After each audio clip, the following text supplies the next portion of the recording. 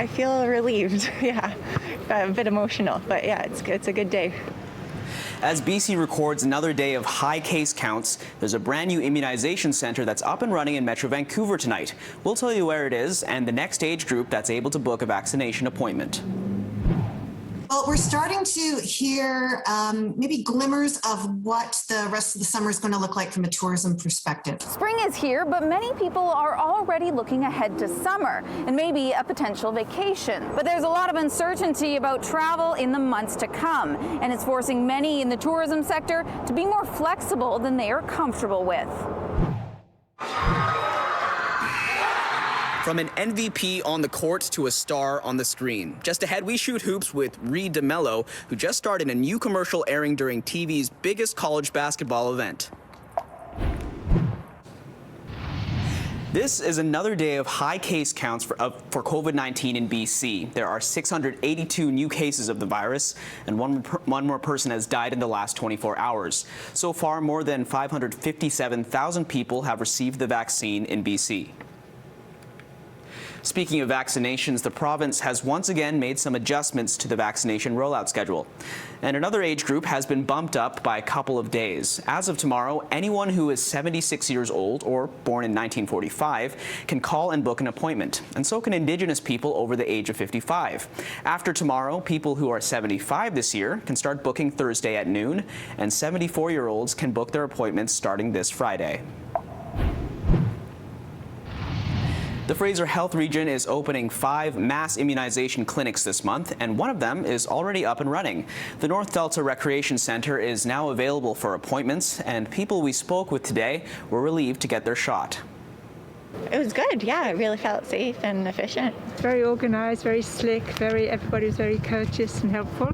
How do you feel that you are now immunized? Same as always, pal. Same as always? You don't feel anything special, eh? No. 4 more clinics will open in Fraser Health on Monday in Chilliwack, Cloverdale, South Surrey, and Coquitlam. And 4 more clinics are planned in the coming months across the Fraser Health region. Really, the bottom line is that it doesn't change the recommendations with respect to the AstraZeneca vaccine in Canada at this point in time. Canada's pharma regulators say it's unlikely they're going to change their mind on AstraZeneca unless new data from American clinical trials is extremely negative. Just last week, our numbers hit and surpassed what our 2019 search numbers would have been. And 2019 was a banner year for tourism. We are barely into spring, but an overwhelming number of British Columbians are already starting their search for a place to travel this summer. And tourism experts say pent-up demand may burst as the warmer months approach. But there are no guarantees non-essential travel will get the green light. What we're hearing is that the hotels and other businesses are getting a lot of inquiries this time of year, a lot of really good questions being asked as people go through the research phase of planning their vacation. What they're not seeing, though, are the bookings. Lisa Ann Valentine is with Tourism Kelowna. She's happy to see people are looking to travel locally this summer, but she's concerned with no guarantees about whether restrictions will ease. Hotels are not seeing any kind of substantial cash flow coming in right now. Think of yourself as a hotel or restaurateur. You're having to make very difficult decisions right now about when to staff up. And most of these businesses are still trying to make up the lost revenue starting from March a whole year ago. Ingrid Jarrett with the BC Hotel Association believes at the very least BC needs interprovincial travel this summer if the tourism industry can keep its head above water. If we open up travel within Canada this summer, I think many businesses will in fact survive, although it will be barely. If we have a BC only summer, we are looking at easily 30% of our sector not making it. With the province's current travel advisory, everyone is encouraged to stay local for now. But if you are looking to fly out of BC, you might be surprised to see how cheap flights are right now. This round-trip ticket from YVR to Calgary is just $86 with Flair Airlines. Air Canada is asking $147.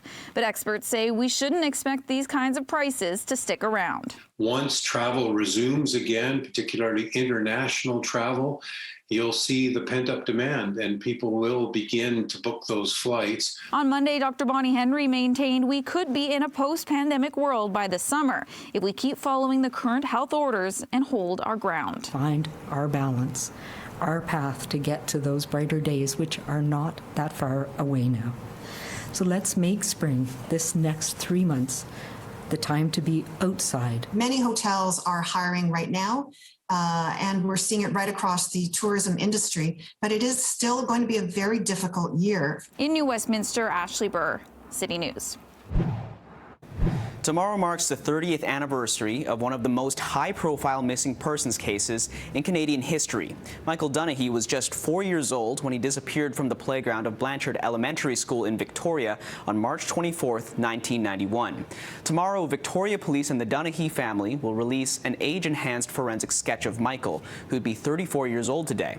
Investigators say the sketch was created by an RCMP forensic sketch artists, and it brings together family history and forensic science to show what Michael would look like today. We'll also be hearing from Michael's family tomorrow. Vancouver police are searching for a man who's wanted on a Canada-wide warrant. 54-year-old Kenneth Curtin didn't return to his halfway house in time for his curfew yesterday. Investigators say he has a history of serious and dangerous offenses. Call police if you see him. BC's police watchdog is looking into why a man who came in contact with Vancouver police on Saturday night ended up in the hospital. It's not clear exactly what happened, but the incident took place shortly before 9 o'clock outside the city's jail near Main and East Cordova Streets. A statement only confirms the man sustained injuries during an altercation with police. It's standard procedure for a team from the Independent Investigations Office to be alerted if anyone gets hurt or killed during an arrest. One of the biggest things holding back the industry at this point is the fact that it's a little bit of a gray area as to where people can ride them right now, so having clear legislation going forward will definitely help.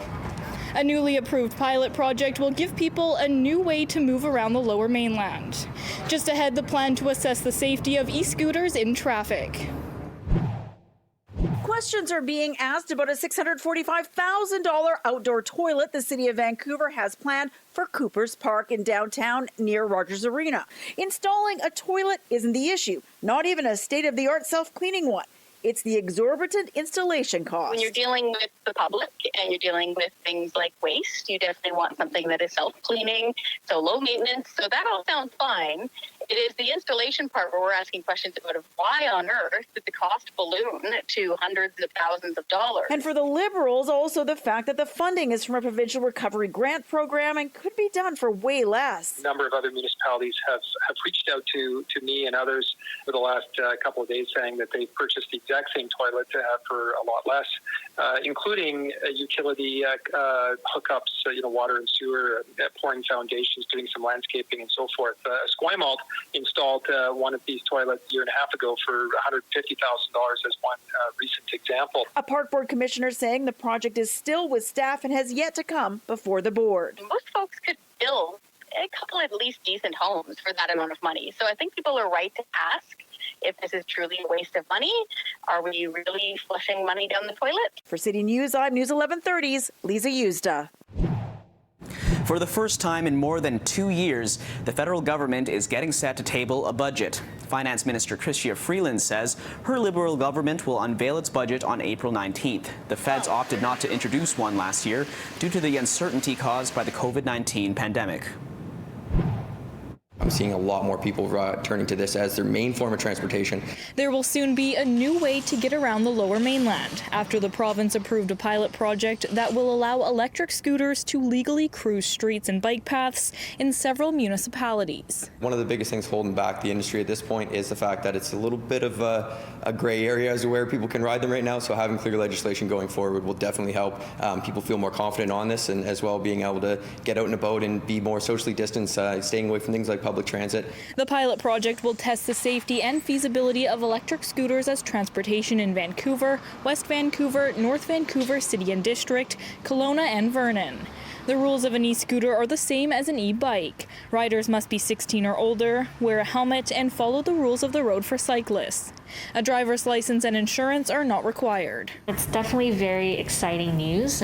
We've been advocating for this for the past few years.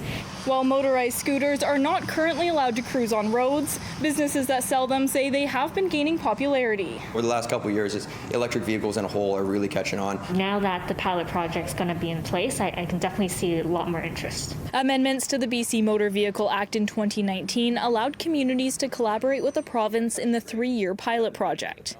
But before e-scooters can legally be used on roads, local governments must pass their own bylaws, specifying where they can be used. I expect that we're going to be recommending to council where the current non-powered skateboards and scooters are permitted, that they would be permitted in these same areas. So like on the local streets that don't have like a lane line on them, like a yellow or a white line. And of course, our separated bike facilities. The City of Vancouver is hoping to launch a trial of privately owned e-scooters by the summer. People want to use these devices, and we're going to see more of them with the weather permitting that. So we're going to want to get this out as quickly as possible over the next few months. But Vancouver City Councillor Sarah Kirby-Young says not including a trial for shared e-scooters is a missed opportunity for Vancouver. I'm disappointed that it is limited to privately owned devices only, and that we are not piloting a shared program, which makes it more affordable and I think accessible for a lot of people. A similar pilot project in Calgary wrapped up last year. After addressing safety concerns like reckless driving, Calgary Council voted in January to continue private sector shared e-bike and e-scooter services. In Vancouver, city staff will monitor potential safety concerns. We'll be working with police enforcement and of course our partners in health and ICBC to monitor, whether or not there's any safety concerns. In Vancouver, Miranda Fatour, City News. I think I prefer going into work because it gives me some motivation to get up and put pants on. Probably more productive at home than I am actually at work. Employers should try to accommodate for employees. A new poll shows a lot of us want to keep working from home even once COVID is done. But is that a realistic expectation for businesses? Based on the findings that we've seen, and even if there are some differences in terms of the final data points, really the bottom line is that it doesn't change the recommendations with respect to the AstraZeneca vaccine in Canada at this point in time. Canada's health regulators say AstraZeneca's COVID vaccine remains safe and effective at stopping severe COVID. This after American health officials say AstraZeneca provided outdated information in a statement about its vaccine's efficacy. The director of Health Canada's Medical Sciences branch says they're watching the situation closely, but say it would require seriously bad news for them to change their assessment. Now, for the data from these studies to change the risk-benefit analysis for the vaccine, it would mean that the data would have to be very negative, which does not seem to be the case at this point. The disputed data comes from an AstraZeneca press release on phase 3 clinical trials, but Dr. Supriya Sharma says the final data from those trials still isn't out. That still prompted this statement from the U.S. National Institute of Allergy and Infectious Diseases expressing concern over outdated information. Health Canada had been waiting for that same clinical trial data before approval, but after learning it would be delayed, Health Canada instead based its approval on real-world evidence from the United Kingdom, which was already vaccinating with AstraZeneca. But I think it would be, in a way, alarmist to suggest that the results of additional clinical testing in the U.S. could lead to a change in the approval status for this AstraZeneca vaccine here in Canada. Health Canada says it's monitoring the situation and expects to get full results from AstraZeneca soon. But health officials say these reports don't help with vaccine hesitancy. A poll this month from Angus Reid showed around 12% of people polled wouldn't get a vaccine if available. Dr. Sharma says Health Canada knows people's trust in vaccines can be shaken and is keeping that front of mind. It's like any other reputation. Once potentially there's some doubt that creeps into that reputation, it's that much more difficult to gain that back. So I think, the press and the concerns around the AstraZeneca vaccine do not help. But what is really important is that we continue to put out accurate and reliable information. There is one change to AstraZeneca in Canada. Dr. Sharma says Canada will soon follow the EU's lead in providing a warning label on AstraZeneca vials about possible blood clots. The European Medicines Agency says it hasn't found any evidence that AstraZeneca could cause blood clots, but couldn't rule it out either, and adds that it's now investigating if there are any risk factors that could link the two. In Ottawa, Xiaoli Li, City News.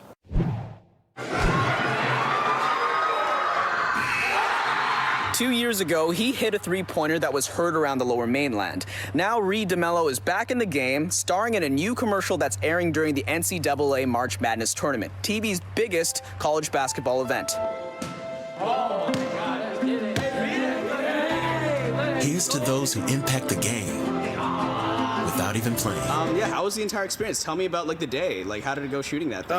That was good. They just asked me to just walk in, and they filmed me some crackers and all that. And so I walk in and say, "Hey, what's up?" Everyone comes at me. I'm just very happy. Ritz Crackers is one of the sponsors of the NCAA March Madness College Basketball Tournament. Their commercial is called The Manager, and they're celebrating all the amazing team managers who are working behind the scenes to make an impact on the game.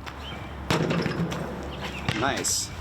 Reed used to manage the Heritage Woods senior boys basketball team back in December 2019. I give the team more of a nation, and so I give them some experience, how to play well. I give them waters. I tell them, say, "Hey guys, we should just dominate on floor and get ahead in the game." What about just basic layup technique? Yeah, so basic layup technique. Yeah, I'll show you something. Okay. So go ahead. 1, 2. Here, yeah. Do and then. Yeah. Is that all right? Yeah. Did I do okay? Yeah. Reed is also a Special Olympic speed skater, competitive swimmer, softball player, and a couple of other things too. During the Heritage Woods 2019 Kodiak Classic tournament, Reed was called off the bench to play for a bit against the Kitsilano Blues. So everyone was chanting my name to come in, and from stands, I saw my girlfriend. And she told me to hit that free.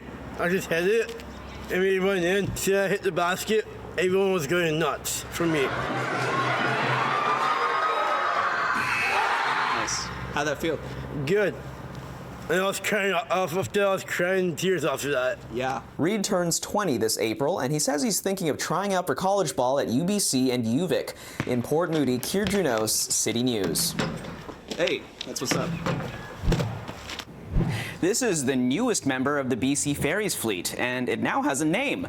The Salish Heron is still under construction at a shipyard in Poland, and it's expected to be up and running here in our local waters by next year, and will be used on the Southern Gulf Islands route. It's a vessel that uses liquefied natural gas as its primary fuel, and can hold up to 138 vehicles and 600 passengers and crew. The ferry will eventually be covered in Coast Salish artwork. I'm working from home for the last year. And how does work from home work for you? There's good and bad. It's been okay. It's kind of nice to be able to sit at home in my PJs and answer emails. Many British Columbians have been working from home since the start of the pandemic, and they want to continue to, at least some of the time, according to a new survey. It's definitely a challenge for employers. Mario Canseco, the president of Research Co., who ran the survey, says it found over half of British Columbians have worked from home during the pandemic.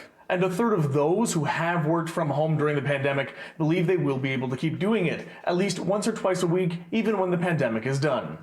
I don't think it's a situation that is as easy as flipping a switch and essentially telling everybody, okay, go back to the office, we'll see you here from 9 to 5, because we see a willingness from many British Columbians who are working from home to try to change jobs if they're not allowed to work from home as much as they want to. In the future, do you think that you will potentially select employers based on whether or not they'll give you work from home time?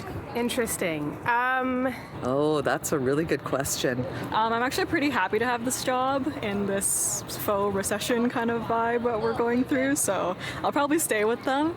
I think employers are really looking at bottom line productivity. They're looking for team interaction. Anita Huberman, CEO of the Surrey Board of Trade, cautions the business community is only lukewarm to switching to more long-term forms of work from home. Employers are looking at getting back to normal. They're desperate. Have you heard from the business community whether or not they feel their employees who are working from home are in fact producing as much as they did from the office? It's a mixed reaction. Do you find that you are feeling productive from home as well? Yes, I'm probably more productive at home than I am actually at work. And that's because I don't have any distractions.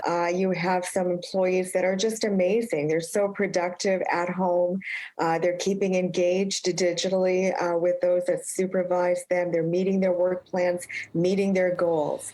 Whereas there's others where it's a bit challenging. The survey found roughly 50% of employees were willing to switch jobs for a more work from home structure. In Vancouver, David Zura, City News. Vancouver's news is always available on the radio with News 1130 or online anytime at citynews1130.com. Your next edition of City News is tonight at 11. Thanks for watching. Have a great night.